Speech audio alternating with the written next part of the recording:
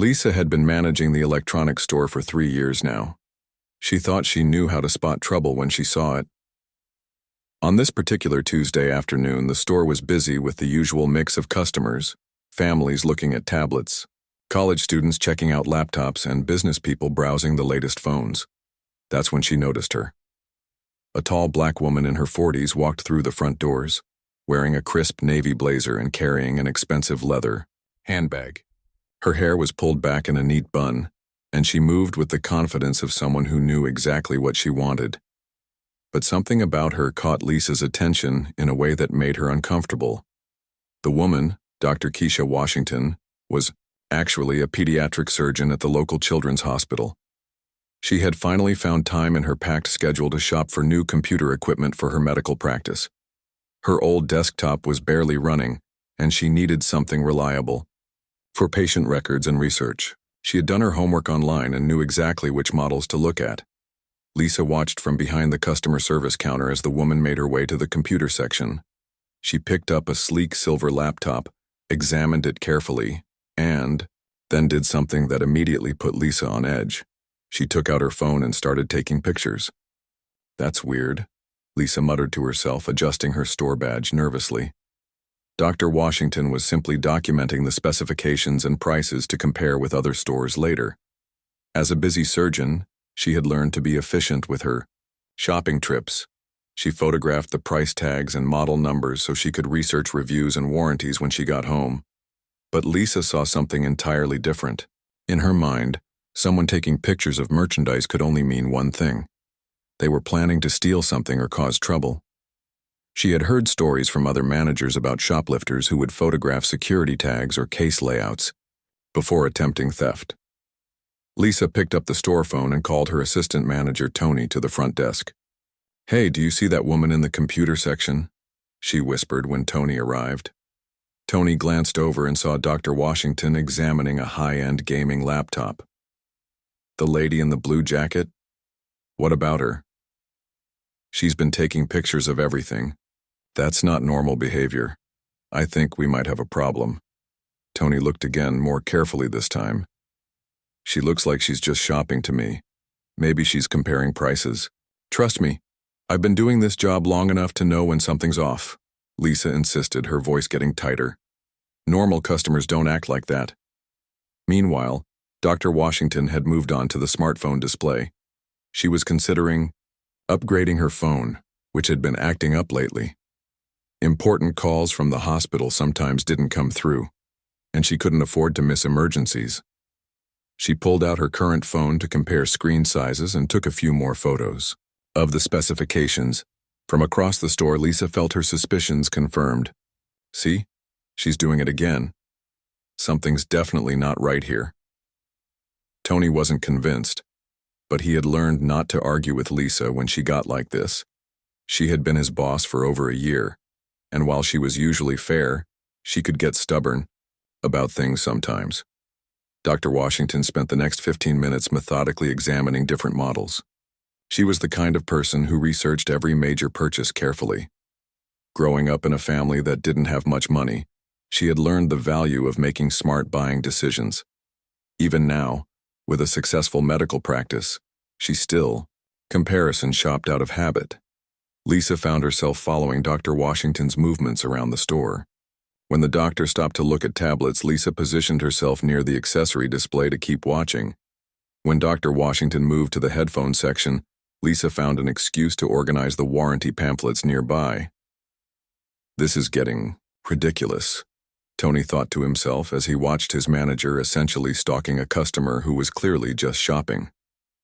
Dr. Washington noticed she was being watched but tried to ignore it. As a black woman, she had unfortunately experienced this kind of unwanted attention in stores before. Usually she would just finish her shopping quickly and leave, but today she really needed to make these purchases for her practice.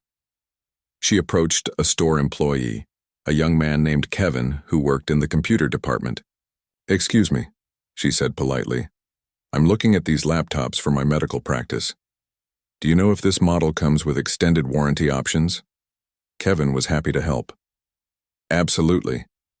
Let me show you the different plans we offer. Are you Looking for something specific for medical software? Yes, I need something that can handle patient management systems and research databases. Reliability is really important. Lisa watched this interaction from a distance and somehow managed to interpret it negatively. In her mind, the woman was asking too many detailed questions, being too friendly with the staff. She convinced herself that this was some kind of elaborate setup for theft or fraud.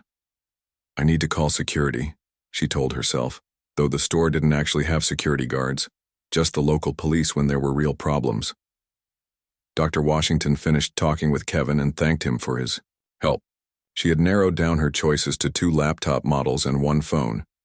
She wanted to check one more thing online before making her final decision, so she sat down on one of the display stools and pulled out her phone. This was the final straw for Lisa. In her mind, someone sitting in the store and using their phone was clearly casing the joint, or coordinating with accomplices outside. She had watched enough crime shows to know how these things worked.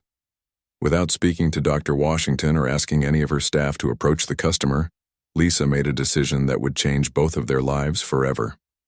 She walked to the back office, picked up the phone, and dialed 911. "Hello, I need police assistance at Westfield Electronics on Maple Street," she said, trying to keep her voice steady. "I have a suspicious person in my store who I believe might be planning to shoplift or cause trouble." "What makes you think they're planning to steal something?" the dispatcher asked. "She's been taking pictures of merchandise, asking a lot of questions, and her behavior is very suspicious. She doesn't look like our typical customer." The dispatcher said officers would be there shortly and asked Lisa to keep an eye on the situation without confronting the person directly. Lisa hung up the phone feeling justified in her decision. She was protecting her store, her employees, and her company's property. In her mind, she was being a responsible manager. But Dr. Washington was simply a successful professional, trying to buy computers for her medical practice, equipment that would help her save children's lives every day. She had no idea that in just a few minutes her peaceful shopping trip would turn into a humiliating ordeal that would be captured on camera and seen by millions of people. The stage was set for a confrontation that would expose uncomfortable truths about assumptions, prejudice, and the consequences of acting on bias instead of facts. Dr. Washington had finally made up her mind about which laptop to buy. She stood up from the display stool and walked toward the customer service counter, ready to make her purchase. She had important surgery scheduled for tomorrow morning and wanted to get the new computer set up tonight so she could transfer her patient files. Lisa saw her approaching and felt her heart rate pick up. In her mind, this confirmed everything. The woman was now moving toward the front of the store, probably planning to make her move. She quickly stepped behind the counter and tried to look busy, organizing receipts while keeping one eye on the customer. "Excuse me," Dr. Washington said politely when she reached the counter. "I'd like to purchase the Dell laptop we looked at earlier, and I have a question about your price-matching policy." Lisa looked up, trying to appear calm despite the anxiety building in her chest. "Price matching?" "Yes. I saw the same model online for about $50 less. Do you match internet prices?" This question immediately triggered more suspicion in Lisa's mind. Why would someone ask about price matching if they were planning to steal something? In her twisted logic, she convinced herself this was some kind of distraction technique or way to scope out the payment systems. I'll need to check on that," Lisa said, stalling for time. She could hear sirens in the distance and knew the police would be there any minute. Dr. Washington noticed Lisa seemed nervous and distracted. "Is everything okay? I can come back later if this is a bad time." No, it's fine," Lisa said quickly, not wanting the woman to leave before the police arrived. "Let me just check our system for that price-matching policy." She pretended to type on her computer while actually just clicking random buttons. The sirens were getting louder now, and other customers in the store were starting to look toward the windows. Tony, the assistant manager, walked up to the counter. "Lisa, why are there police cars pulling into our parking lot?" Lisa's face went red. She hadn't told Tony about calling the police, and now she realized how this might look. There was a situation I needed to handle." Dr. Washington heard this exchange and felt a cold knot forming in her stomach. She had experienced racial profiling before, but surely this couldn't be about her. She was just shopping, just trying to buy a computer for her medical practice.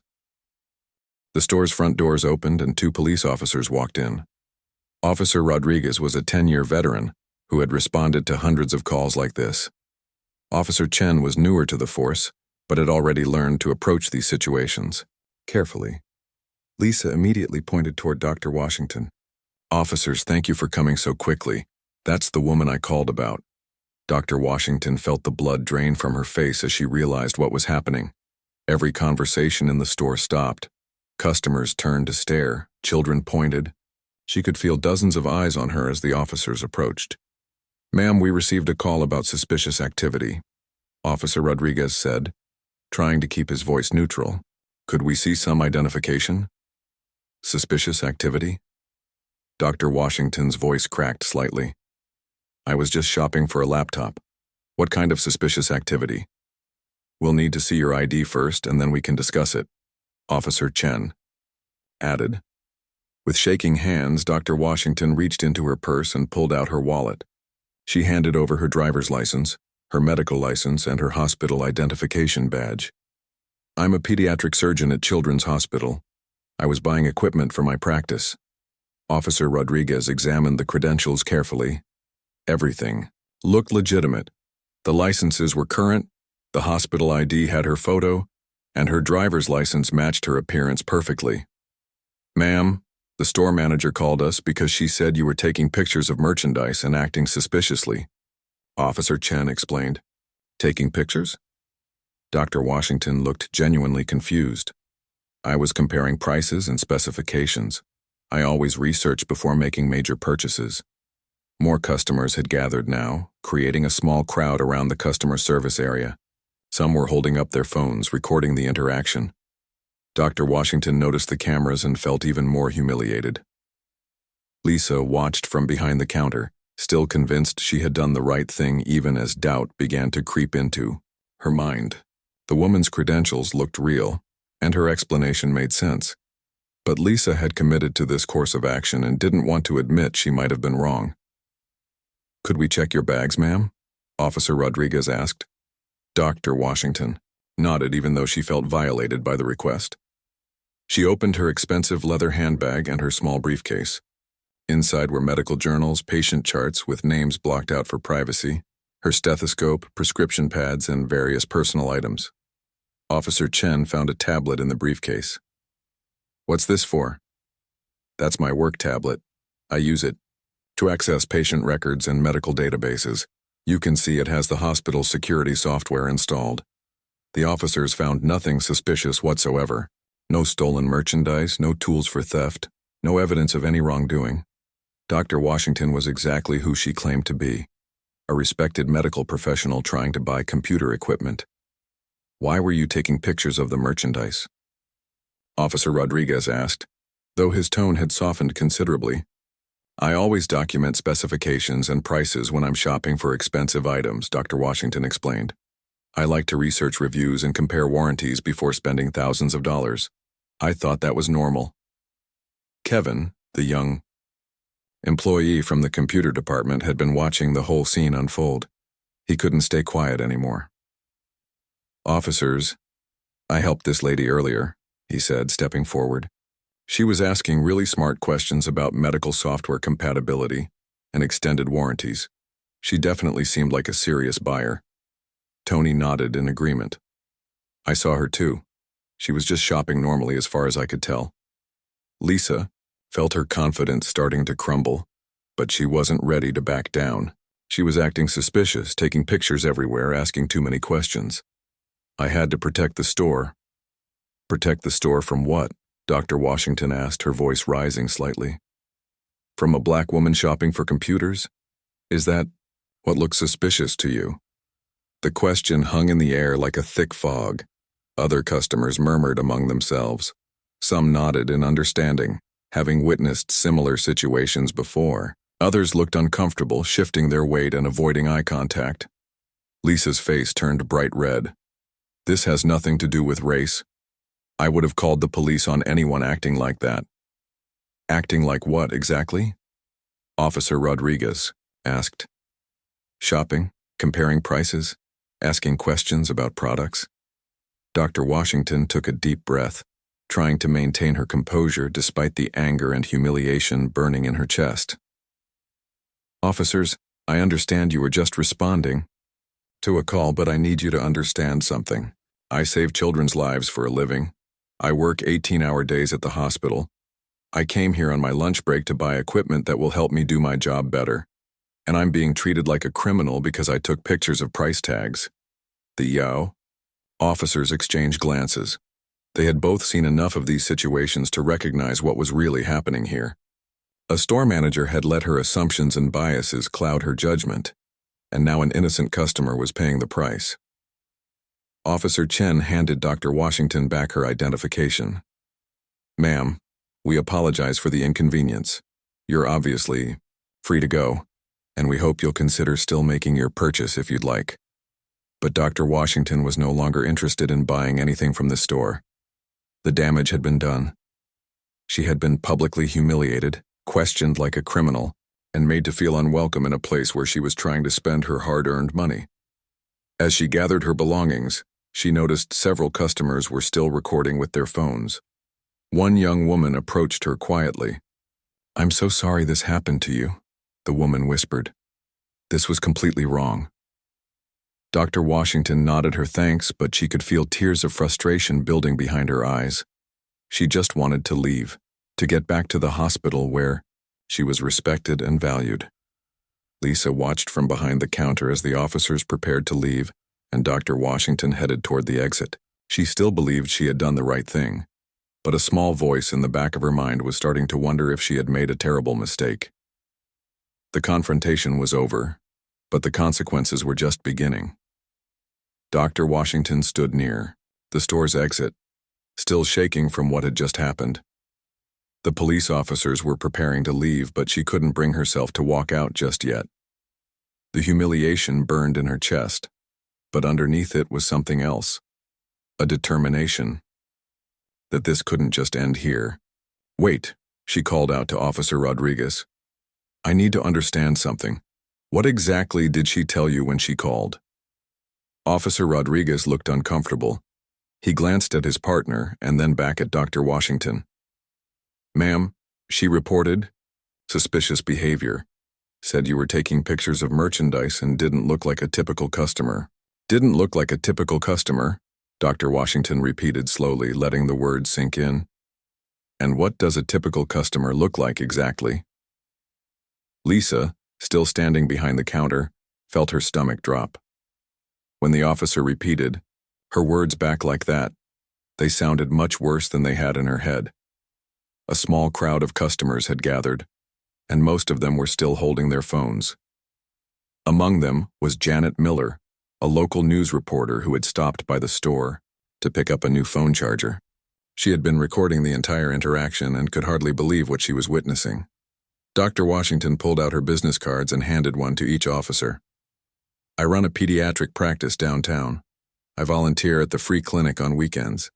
I'm on the board of 3 medical charities. I was shopping for computers to help me serve my patients better." She then opened her briefcase wider and showed them the medical journals inside. "These are the latest research papers on childhood heart surgery. I was reading them this morning before my operations. I have 2 more surgeries scheduled this afternoon. That's why I was trying to shop quickly during my lunch break." Officer Chen examined one of the journals. The pages were marked with highlighter and filled with handwritten notes in the margins. This was clearly the work of someone deeply committed to their profession. "Doctor, we can see that you're exactly who you say you are," Officer Rodriguez said. "And we apologize that your shopping trip was interrupted this way." But Dr. Washington wasn't finished. She turned to face Lisa directly. "I need you to explain to me what I did wrong. I walked into your store wearing professional clothes. I looked at merchandise I intended to buy. I took pictures to compare prices, something millions of people do every day. I asked your employee about warranties and software compatibility. Tell me which part of that was suspicious." Lisa felt all eyes in the store turning toward her. The logical part of her brain knew that Dr. Washington was right, but admitting that would mean accepting that she had made a terrible mistake based on her own biases. You were taking a lot of pictures, Lisa said weakly, and you were asking detailed questions about the systems. Detailed questions? Dr. Washington's voice rose slightly. I asked about medical software compatibility because I'm a doctor. I asked about warranties because I'm buying expensive equipment for my business. Would you have found those questions suspicious if I were a white man in a suit? The question hit Lisa like a punch to the stomach. The truth was, she probably wouldn't have a white businessman asking detailed technical questions would have seemed normal, even impressive. But somehow, when Dr. Washington asked the same questions, Lisa's mind had interpreted it as threatening. Kevin, the young employee from the computer department, stepped forward again. If I can say something, this lady knew more about computer specs than most of our customers. She asked about processor speeds for medical imaging software, RAM requirements for patient databases, and backup systems for sensitive data. Those aren't the kind of questions someone asks if they're planning to steal something. Tony nodded in agreement. I've been working retail for 8 years. People who are planning to shoplift don't usually spend an hour researching products and asking about extended warranties. Janet, the news reporter, had been listening carefully to everything. She approached Dr. Washington respectfully. Excuse me, I'm Janet Miller from Channel 7 News. I couldn't help but witness what happened. Here, would you be willing to share your experience? I think people need to hear about this. Dr. Washington hesitated. As a medical professional, she usually avoided publicity, but she thought about all the other times this had probably happened to people who didn't have her credentials or social status to protect them. I'll consider it, she said quietly. Meanwhile, other customers were expressing their outrage. An elderly black man approached Dr. Washington. Honey, I'm so sorry this happened to you. I've been shopping here for years, and I've never been treated like this. A young white mother with her teenage daughter came over too. This is disgraceful, she said. My daughter and I saw the whole thing. You were just shopping like everyone else. The teenage girl looked embarrassed for her entire generation. This is so wrong. I can't believe this still happens. But perhaps the most impactful response came from Maria Santos, a Latina nurse who worked at the same hospital as Dr. Washington. She had been shopping for headphones when the incident began. Dr. Washington, Maria said, approaching her colleague. I work with you at Children's Hospital. This woman, she pointed at Lisa, just accused one of the best pediatric surgeons in the state of being a criminal. Do you have any idea how many children's lives she saved? Lisa felt the weight of everyone's stares. She was beginning to realize the magnitude of her mistake, but her pride wouldn't let her admit it fully. Officer Rodriguez decided it was time to address the situation directly. Ma'am, he said to Lisa, I need you to understand something. We respond to a lot of calls like this, and unfortunately, many of them turn out to be based on misunderstandings rather than actual suspicious behavior. What are you saying? Lisa asked, though she was starting to understand. I'm saying that taking pictures of price tags, asking detailed questions about products, and spending time researching purchases are all completely normal shopping behaviors. If we arrested everyone who did those things, we'd have to arrest half the customers in every store. Officer Chen added, the credentials this woman showed us are impeccable. Her explanation for being here makes perfect sense. And frankly, nothing she did would have seemed suspicious if you hadn't called it in. Dr. Washington pulled out her phone and showed the officers her photo gallery. These are the pictures I took today. Price tags, specification labels, warranty information. Nothing else. I can show you my search history too. I was looking up reviews for these exact models. The evidence was overwhelming. Dr. Washington had done absolutely nothing wrong. She was a respected professional who had been shopping normally and had been treated like a criminal because of Lisa's unfounded assumptions. Janet, the reporter, was taking notes furiously. This wasn't just a story about one incident. It was a story about implicit bias, about how assumptions based on race could turn an ordinary shopping trip into a traumatic experience. Dr. Washington, Janet said, how often does this kind of thing happen to you? Dr. Washington sighed deeply. More often than you might think. Usually I just leave quietly because I don't want the confrontation. But today I'm tired of leaving quietly. She looked around at all the customers who had witnessed the incident. I want people to understand that this isn't just about me. This happens to Black professionals, Black students, Black parents shopping for their children. We're constantly having to prove that we belong in spaces where others are simply welcomed. Lisa felt tears welling up in her eyes, but they weren't tears of sadness. They were tears of shame and frustration. She was beginning to see how her actions looked to everyone else, but she didn't know how to fix what she had done. The store manager at the neighboring coffee shop had noticed the police cars and crowd. He came over to see what was happening and immediately recognized Dr. Washington. "Dr. Washington, is everything okay?" he asked with genuine concern. "You saved my nephew's life last year when he had that heart defect. You're a hero in our family." This testimony from someone outside the situation made Lisa's mistake even more clear. She hadn't just profiled a random customer, she had targeted someone who was literally a lifesaver in their community. Dr. Washington looked at her watch. "I need to get back to the hospital. I have a 3-year-old waiting for surgery, and her parents are counting on me to be focused and ready."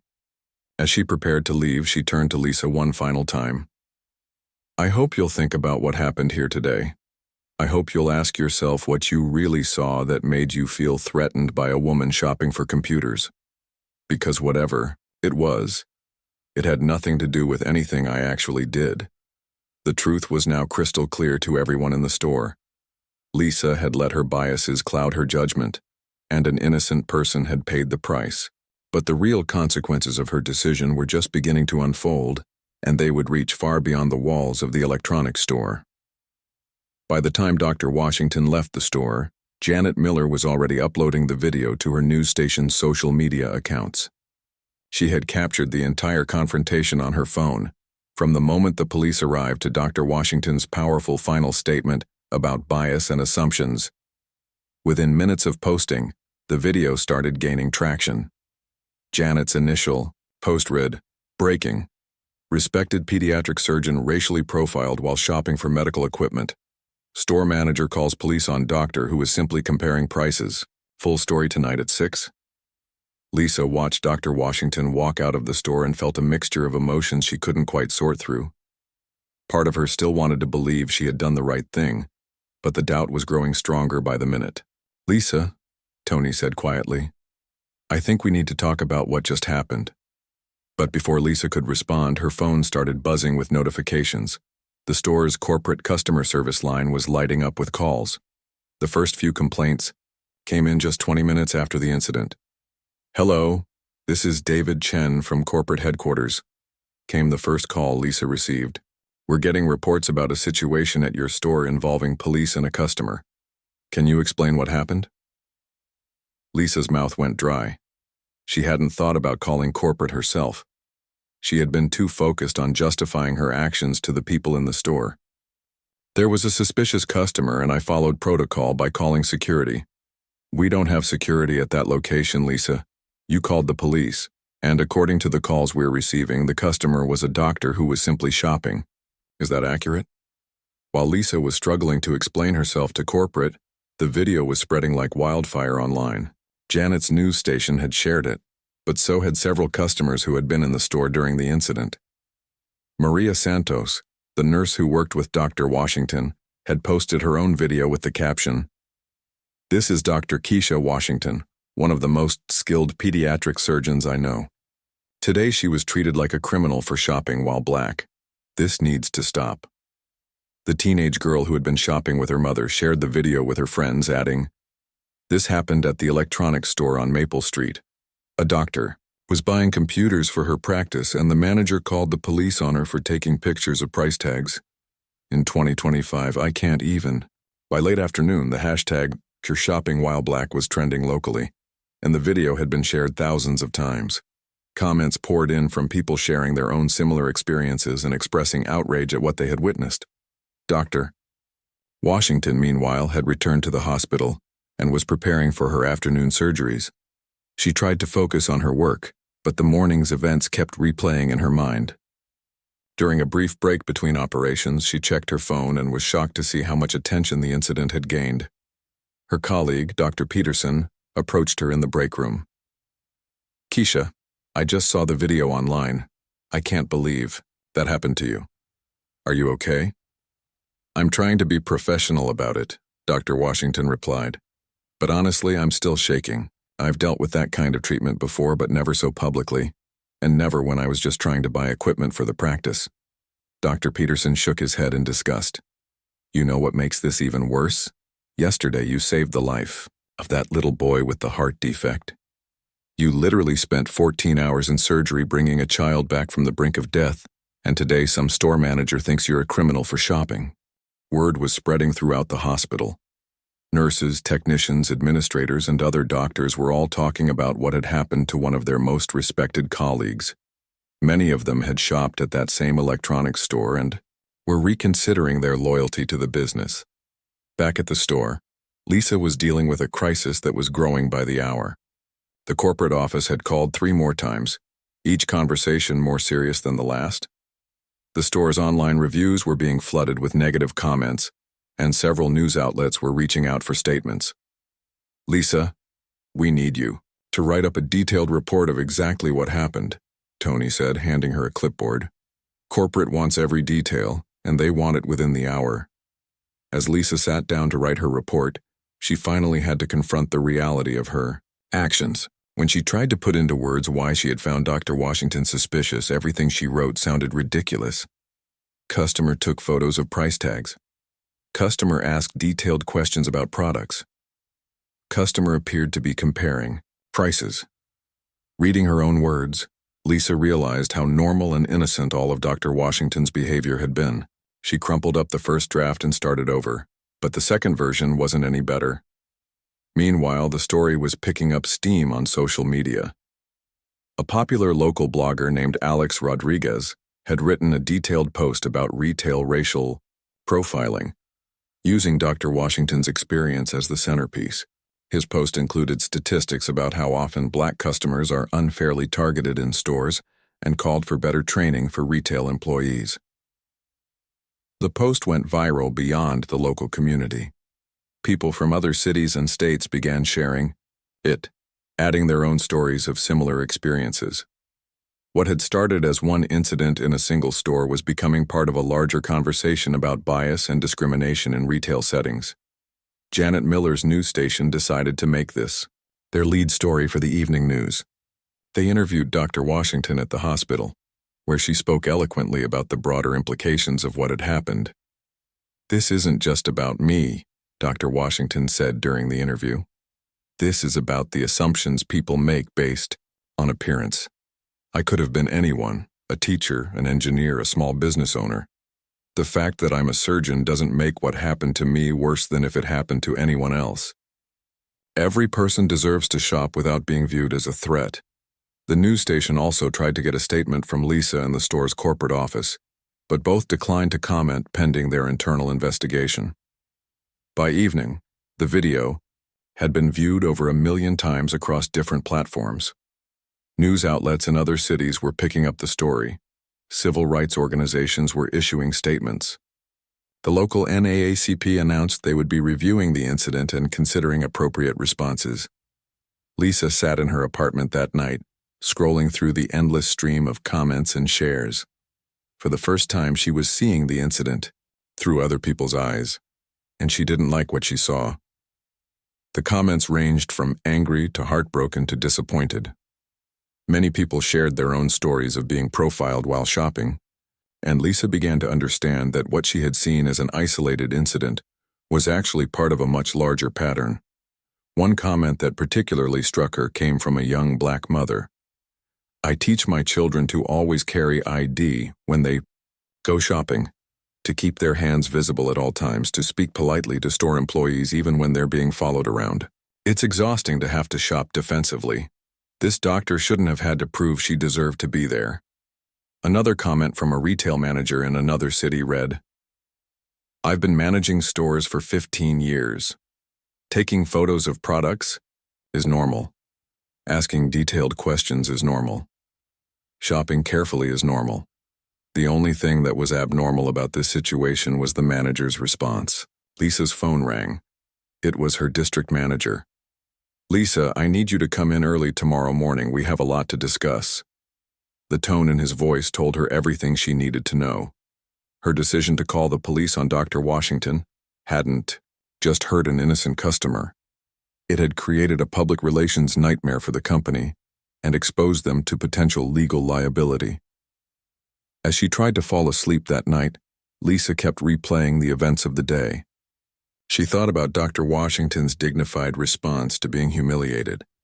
She thought about the disappointment in the officers' voices when they realized they had been called for no legitimate reason. She thought about the customers who had witnessed everything and would probably never shop at her store again. But most of all, she thought about Dr. Washington's final question. What did you really see that made you feel threatened by a woman shopping for computers? For the first time, Lisa was ready to admit the uncomfortable truth. She hadn't seen any actual suspicious behavior. She had seen a black woman acting confidently in a space where Lisa had unconsciously expected her to act differently. And that realization was about to cost her everything. Lisa arrived at work the next morning to find 3 corporate executives waiting in the store's back office. Her district manager, Robert Kim, was there along with the regional director and someone from the legal department. The atmosphere was tense and Lisa's stomach dropped as soon as she saw their faces. "Lisa, please sit down," Robert said, his voice unusually formal. "We need to discuss yesterday's incident." Overnight, the video had exploded beyond anything anyone had anticipated. It had been shared over 2 million times across all social media platforms. National news outlets were picking up the story. The company's stock price had dropped 2 points in after-hours trading. The corporate customer service department had received over 3,000 complaint calls and emails. "Do you understand the situation you've created?" asked Patricia Wells, the regional director. "We have news vans in our parking lot. We have protesters gathering outside our corporate headquarters. We have customers posting videos of themselves cutting up their store credit cards." Lisa felt dizzy. She had never imagined that calling the police on one customer could lead to something this big. "I was trying to protect the store. I thought she was acting suspicious." "Acting suspicious how exactly?" asked James Mitchell from the legal department. "We've reviewed the security footage from yesterday. We've read your incident report. We've spoken to your employees. Can you point to one specific action this customer took that was actually suspicious?" Lisa opened her mouth to respond, but found she couldn't think of a single legitimate answer. Everything Dr. Washington had done, taking photos, asking questions, comparing prices, was completely normal shopping behavior. "She was taking a lot of pictures," Lisa said weakly. "Our own marketing encourages customers to use our app to compare prices and share products on social media," Patricia replied. "Taking photos of merchandise is not only normal, it's something we actively promote."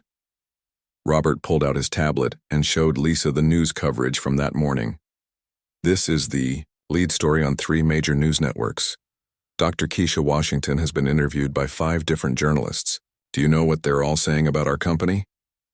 Lisa looked at the screen and saw headline after headline. Electronics store accused of racial profiling. Doctor humiliated while shopping for medical equipment. Store manager calls. Police on pediatric surgeon. Each story made the company look worse than the last. Meanwhile, Dr. Washington was at the hospital, preparing for what would be one of the most important days of her career, but not for the reasons she had expected. The incident had thrust her into the spotlight as an advocate for change, a role she hadn't asked for but was beginning to embrace. She had spent the morning fielding calls from journalists, civil rights organizations, and other medical professionals who wanted to show their support. The hospital's administration had issued a statement backing her completely and expressing their outrage at how she had been treated.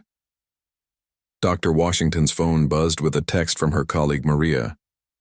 "The protest outside the electronics store is huge.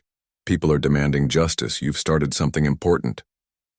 Back in the corporate office, the executives were explaining to Lisa just how serious the situation had become.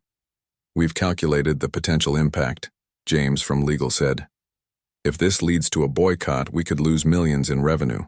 If Dr. Washington decides to sue for discrimination and emotional distress, we're looking at a substantial settlement. If other customers who've had similar experiences come forward, this could become a class action lawsuit. But more importantly than the money, Patricia added, we have a responsibility to our customers and our community. What happened yesterday was wrong, and it happened on our watch, in our store, by our employee. Lisa felt tears starting to form in her eyes. I never meant for any of this to happen. I thought I was doing my job. Your job, Robert said firmly, is to help customers and ensure they have a positive shopping experience. Your job is not to police customers based on your personal assumptions about who belongs in our store.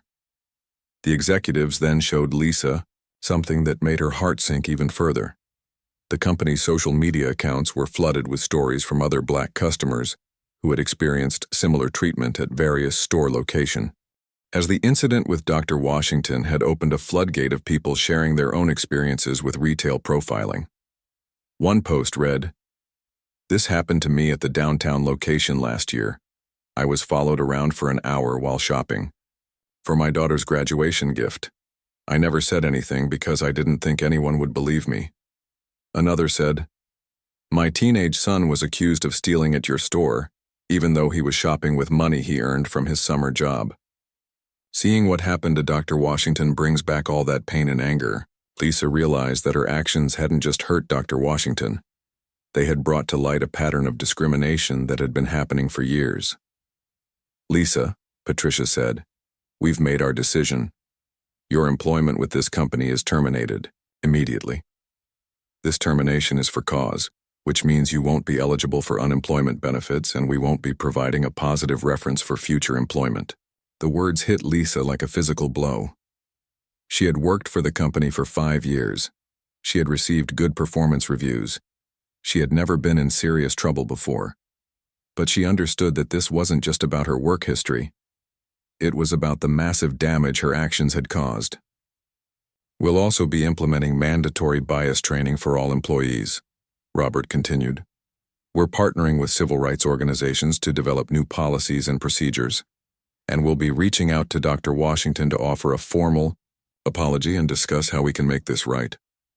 As Lisa cleaned out her desk, she could see the protesters gathering in the parking lot through the window. They carried signs reading, "Justice for Dr. Washington," and "End Retail Racism."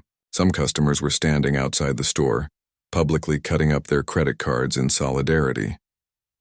Dr. Washington, despite being thrust into this unwanted spotlight, had decided to use the platform to create positive change. She announced that afternoon that she would be working with retail companies to develop better training programs for employees about unconscious bias and cultural sensitivity. "I don't want this to just be about punishment," she told reporters. "I want it to be about education and prevention. I want to make sure this doesn't happen to anyone else." The company's stock continued to fall throughout the day. The board of directors called an emergency meeting to discuss the crisis. By evening, they had announced a comprehensive plan to address the issues raised by the incident. They would be donating $500,000 to organizations fighting retail discrimination. They would be implementing mandatory bias training for all employees. They would be establishing a customer advocacy program to investigate complaints of unfair treatment, and they would be partnering with community organizations to ensure their stores were welcoming to everyone. Lisa went home that evening unemployed and facing an uncertain future. The incident had been covered so extensively that her name was now associated with racial profiling in every major news outlet. Finding another job in retail would be nearly impossible. But perhaps more importantly, Lisa was finally beginning to understand the real impact of her actions. She had hurt Dr. Washington, damaged her company, and exposed a problem that had been affecting countless customers for years. Her quick decision to call the police had revealed her own unconscious biases and forced her to confront uncomfortable truths about herself. Dr. Washington, meanwhile, had turned a traumatic experience into an opportunity for education and change. She continued her work at the hospital, saving children's lives every day, but she also became a powerful voice in the fight against retail discrimination. The incident at the electronics store became a case study in business schools and diversity training programs. It showed how quickly bias and poor judgment could destroy careers and companies. but also how one person's courage to speak out could spark important conversations and create lasting change. Lisa learned too late that assumptions based on appearance could have devastating consequences. Dr. Washington proved that dignity and grace in the face of injustice could be more powerful than anger and could transform a moment of humiliation into a movement for progress. The 5-minute decision to call the police had changed both of their lives forever, one for the worse and one ultimately for the better.